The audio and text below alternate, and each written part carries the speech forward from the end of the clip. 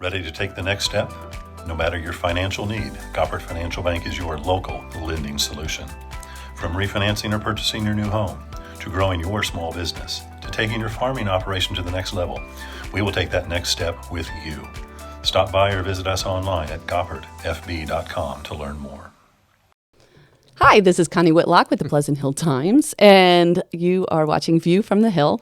And I'm with Rick Brattin, state Hello. Senator, right? Yes, ma'am. And you're going for Congress. 4th Congressional. 4th Congressional, which Vicky Hartzler is going for the Senate.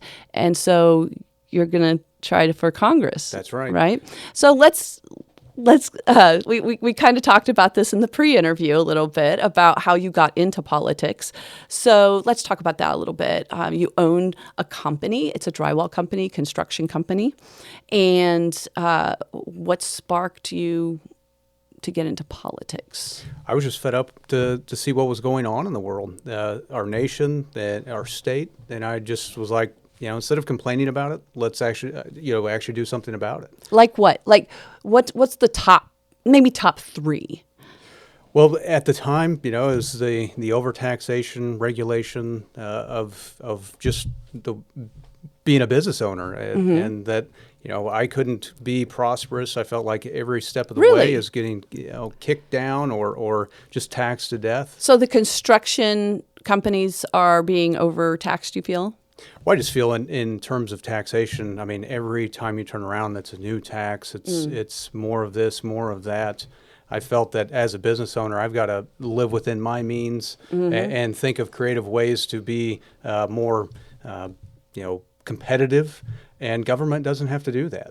How would you tax? How would you, if you were the king of the earth? I hate to say that, but you don't want anybody using that, right? If you had your druthers, how would the tax system look? Well, I love a consumption tax, because everybody, puts in whatever they buy, whatever they purchase, they're going to pay a tax on that. Service and sales? I believe if you're going to have a true system of consumption, it would have to be that. I know we have an income tax. If we're going to have something like an income tax, we're not going to, persecute people because they've become successful. It needs to be a low flat rate, not where everybody gets a bunch of kickbacks and utilizing and manipulating the tax code to benefit one over the other. I hate property and real estate taxes. I think it goes against every fabric, every core, being of what America was founded upon. No, not every state has property tax, do Correct. they, right? And what a way to tax prosperity than to tax, the ownership of something. Now, so if you take away property tax, how do you fund schools? Well, that's where you would have to really be. That's where the consumption tax. It would have to be a more broad-based system. A lot of the problems that we have with the tax situation now is everything's in silos. So we have in the United States 6,000 taxing districts, right? Missouri holds 2,300 of those. We have so many taxing districts, it's just insane. So everybody has this little protectionism that goes on with their money that they get, as opposed to it goes into a big coffer and we're able to distribute where we need these things. So this, I think, eliminating or revising that protectionism and allowing for more flexibility within the tax revenues. But honestly, looking at where the money's being spent, I mean, because and you have, being an auditor, that's on your radar, right? Oh, absolutely. I mean, the amount of debt, the amount of spending that's going on within government is crazy. I mean, to say that we can't make cuts and adjustments to what's going on.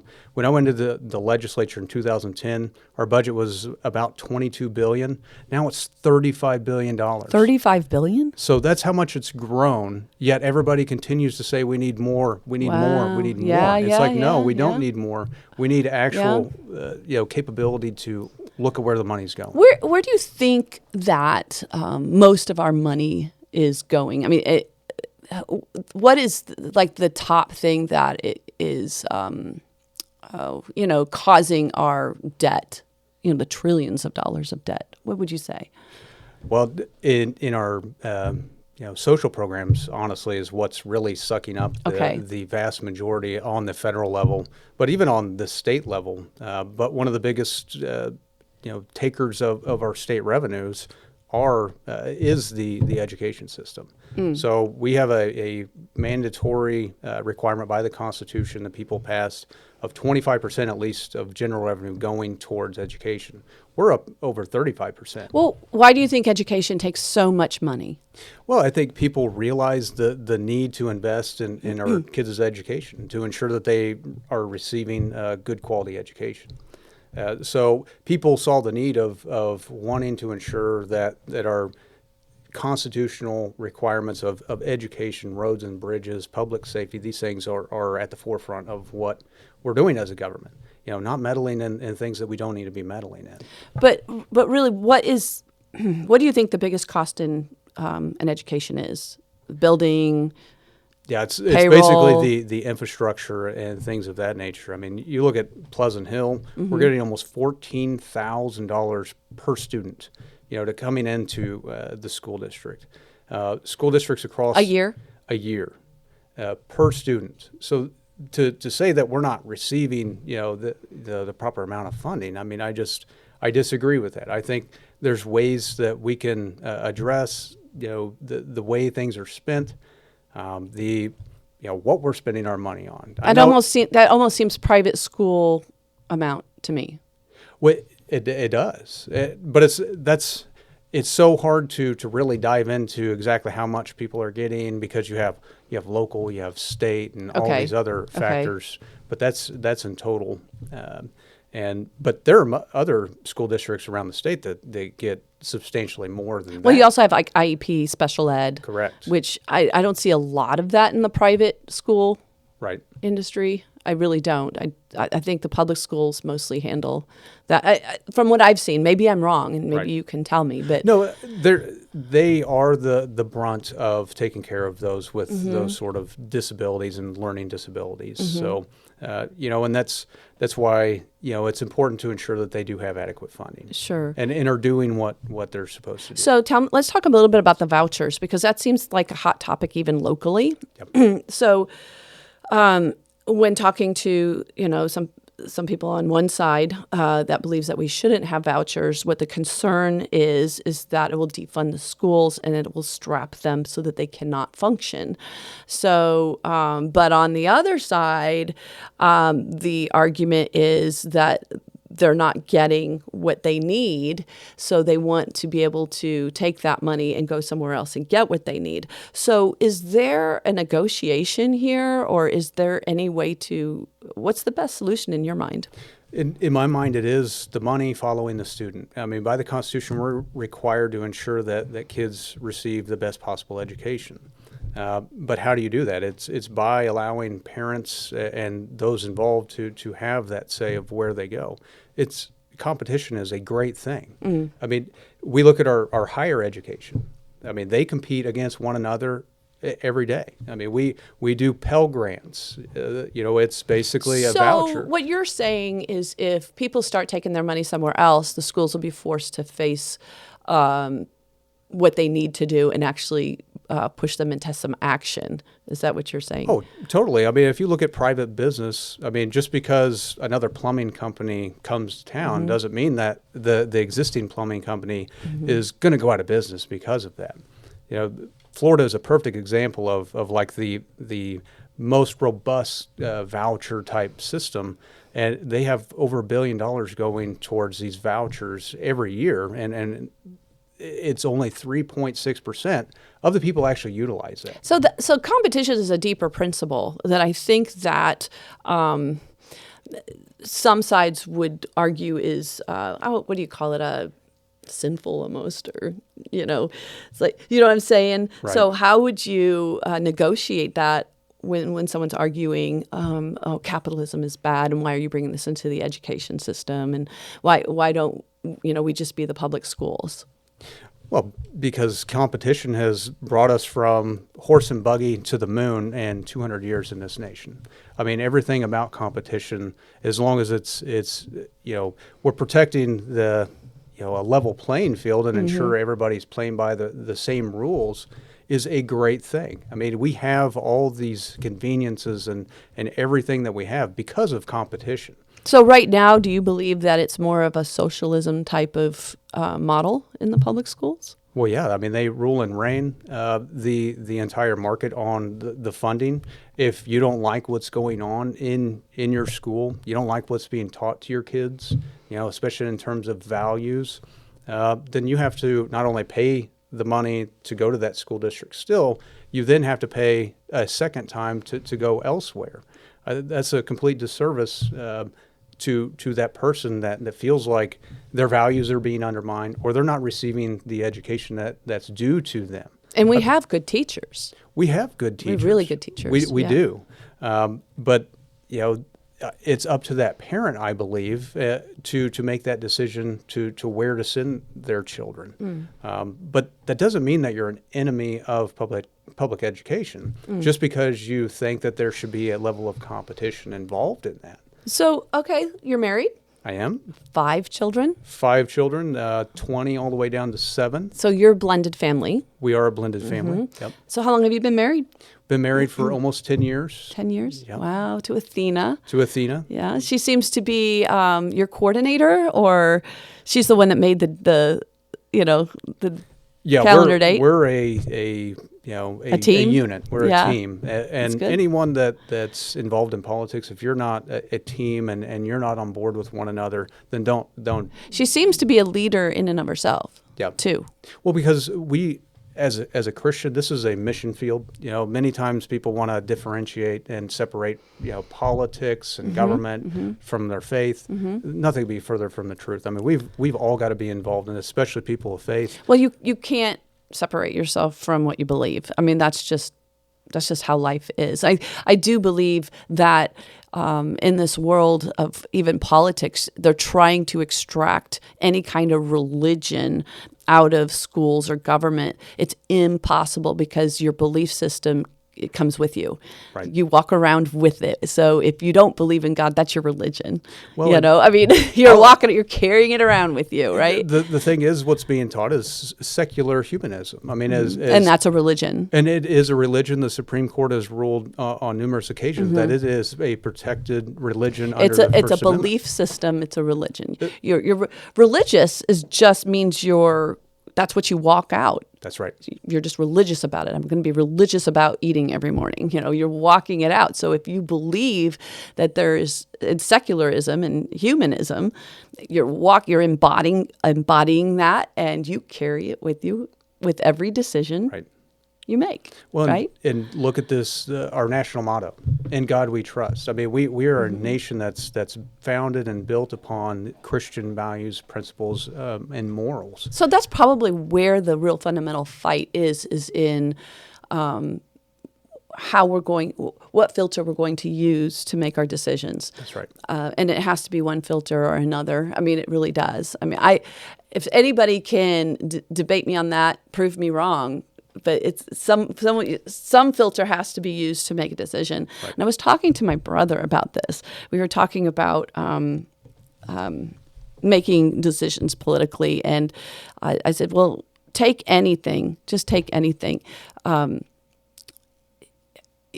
Morality. Let's just take, capital punishment or something like that. Who decides whether that's right or wrong? Well, it's just wrong. Well, but are you God? Right. So who are you? What are you basing your decision on? Well, it just feels right. Well, so you're making that decision because it feels right to you. It all goes down to whether you're basing it on some other religion or narcissistically off of yourself, Relativism. Right. Right. You know what I'm saying? Yeah. So I think it makes politics very complicated because you're decision makers, right? You're going up there and you're making some big decisions and debating some really deep issues that it's real easy just to make a meme out of something, isn't it? It is.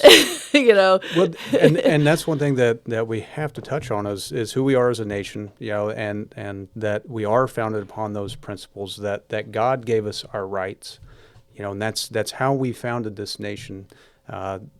You look at our founding fathers and what they wrote and what they believed and kind of their vision for this nation. And when you assume this role as a representative of the people and you swear an oath to that Constitution, if you don't understand, that all your rights are from God and from above, as opposed to believing that it comes from man and rights are just whatever you feel. If we have a government that believes they are the determiner of rights and what is right, it can become a really dangerous road. Well, and in America, the government is the people. That's right. So what I've seen on social media is millions of people who believe that they are the source of truth. Yeah. So we do have kind of a growing, I call it narcissistic. Whenever the focus is you. Yep. You know what I mean? Selfie society. Right. Yeah, very selfie society. That's really good. How you overcome that? I mean, I don't know. I mean, what's your plan? Well, to me, I'm a veteran. I swore an oath to protect and defend the Constitution, and to do that, you have to understand the premise of it. And so long as I'm in that position, I'll continue to fight for those rights, freedoms in the way that I feel that the founders were, and I've done so for literally almost a decade. And until the people decide that that's not what they want, right? I mean, that's what they're going to get with me representing, those Christian values and this constitutional republic.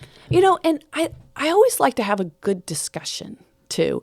I mean, even with it's a lot more fun having a discussion with somebody that doesn't think the same way, because I always learn something. I mean, I really do. Mm-hmm. I always learn something, and so I just don't talk to people that believe the same way as I do, because I really want to understand where is everybody coming from and where can we have some common ground. Right. I did hear from somebody that said that 85% of us, or 85% of thought is we all can agree on, but that 15% is our tug of war, right? And I just really hope that when you go forward, that we can have that. We can agree on that 85%. We all want the same thing. Really, we all want our kids to be healthy. We want our community to be tight. And I don't think that either side, and I hate that there are sides, because I do think we are in this together, right? We're all in the American boat together. The debate is, how do we get there? How do we get the results that we all want? And really being able to humbly put themselves in a place where they're willing to receive the truth of what's going to get us there. Looking into history and saying, well, it didn't work here, it didn't work here, it didn't work here. Why? Right. Why didn't it work there? You know what I mean? To me, the biggest, I guess, battle is between who is the one, who's at the helm of, these decisions. Is it the individual? Is it your ability to go out and kill it, drag it home, to succeed beyond your wildest dreams, or to fail beyond your wildest dreams? Or is it government's role to literally, from cradle to grave, dictate anything and everything you do? So I kind of see things a little bit in that, obviously we're a community, right? And even from the very beginning, they have set up Senate, House, and executive and judicial. So there are boundaries. But within those boundaries, so I think the real discussion is, where are the boundaries? Mm-hmm. Where are we putting these boundaries? They can be over here, they can be over here. And that's what we're trying to negotiate, right? Because there's millions of people having to interact. It's not the same place as it was 200 years ago. Now, the principles would be the same of how to come up with the boundary system, right? But 200 years ago, it was sparse. So people had to go out and shoot their deer. Now, if I go out into someone's field that they own and start shooting deer, now I have a little bit more of a boundary. So the question is where can we put these boundaries in now almost 2022, right? And what filter are we going to look through? I do feel like a lot of people will say, well, this is a free country. It's like, well, yes and no. People who go far into, oh, this is America, we're free. Yeah, you have responsibility as well. Right. That freedom comes with a heavy responsibility to. I'm going to get a little psychological. I don't know if anybody understands the shadow. Understanding you can be dangerous but not using it. Mm-hmm. You know what I'm saying? That's right. It's holding that back and saying, I'm going to love my community by being responsible. Yep. Does that make sense? Oh, absolutely. Yeah. I mean, getting elected, it requires you to go knock doors and get in front of people and explain your vision. But the unfortunate thing, especially when even running for a general election, you're having to walk past almost 60% of doors. Why? Because the people don't vote. They're not registered to vote. They don't engage in the process. I think what we're seeing today is people have been so apathetic to the process that you said it right, that the people are the authority. But if you're abdicating your responsibility of being that authority and just handing it off, then you're doing a disservice to who we are. Well, there's this mentality that my one vote doesn't count. Yeah, that's nonsense. I'll tell people. I mean, you can go and just look at these last races. I mean, we had Senate races in Missouri that just lost by a couple hundred votes. I mean, you're talking almost 200,000 people. And it was within just a couple hundred votes that determined who was their senator or not. And even more so when you're talking local elections. I mean, 10% of people engaging in that. People complain about taxes being raised all the time. Well, you need to involve yourself in these local taxes or local elections. Why? Because that's when you're going to be voting on those taxes. And that's whatever you believe, right? Republican, Democrat. Oh, they got the Green Party now. Yeah. They got some weird parties out there. I didn't Green Party. What is a Green Party? I don't know. I have to go and look that up. But I guess the environment. They're more towards like the environment and everything we libertarian. can do. They have a libertarian. Whatever you believe, you need to be educated. We are a people that are the government. One of the arguments I would make, it's kind of like being a senator and never showing up to vote. Right. It is kind of like that. It's just that there's more of us. So at least be a voice, right, is what I would say. Here at the Times, we're trying to get to the point where we can start educating people on who people are. This is why I have you here. I appreciate it. So Thank you. We did have Mark Alford. We're going to have others and have a good conversation. And hopefully people will watch and say, these are the personalities we have locally. And decide, okay, this is who I want to get behind, right? And they have an educated vote. Sometimes written in the newspaper is just not telling of who that person is, right? Now we have this conversation. So let's have some fun for a minute. Perfect. Okay, you where'd you grow up? I grew up in Greenwood, born in Harrisonville. Okay, so were you in sports? I was. I played football. Grew up doing baseball, wrestling. Those were my sports I loved to play. What are some of your fondest memories of this area? Oh, just the small town feel. It's like Americana. I remember driving to my grandpa's house with my dad. He lived off Smart Road is where my grandpa lived. Uh-huh. And I remember as a little boy, as before seatbelt laws and everything, standing up in the front seat of my dad's pickup. And we were driving over there to go fishing at my grandpa's pond. Just stuff like that. But that's what I love about, having these memories to cherish. Yeah, I want yeah. that for my kids though too. I kind of feel like that's coming back just a little bit on downtown Pleasant Hill. Yes. Especially with the UTV parade. That was awesome. Were you there? I wasn't. You My niece missed had a it. birthday party, so I wasn't able to make it. It was so amazing. 130 UTVs lit up. Is that not Americana or what? That is absolutely American. Yes. It's awesome. It was just amazing. And I just love Pleasant Hill. And I know your kids go to Pleasant Hill. They do. So you live on acreage probably.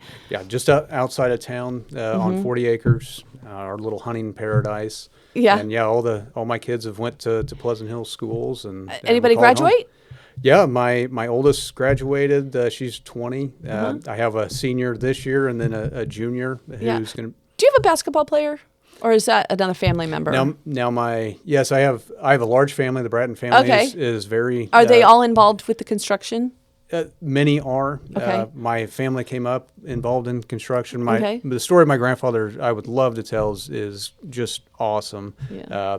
But that may be for Another podcast. Time. Yeah. But yeah, we play sports. My youngest, she's doing the little tiny tots basketball right now. So There was I can't remember her name. She was front page. yeah, Allie. Yes. Allie Brattin. Yeah, she's a great softball and basketball How are player. you related? She's my first cousin's daughter. Okay. So she's a cousin. Yeah. Yeah. Well, excellent. Yep. So is there anything else that you would like to share about going into Congress or about what's on your heart? Yeah. Well, I mean, to be honest, I'm doing this because I feel fearful of where we're headed in our nation. We turn on the news every single day. We see just how crazy some of these things are, and I'm trying to answer a call to be that voice of reason and to fight back against this just craziness that's going on.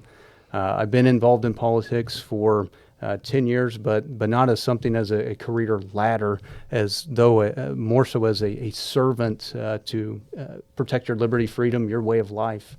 And that's what I try to embody in this. And this is a family affair. My kids suffer at me being gone for continuing to do this, but it's worth that sacrifice. And I just hope to have people support in this, especially one that this is my hometown. And I love who we are and what we represent, and I believe that's what Washington needs. So I just ask that. Thanks for coming, Rick. Yeah, thank you. Appreciate it. Appreciate it.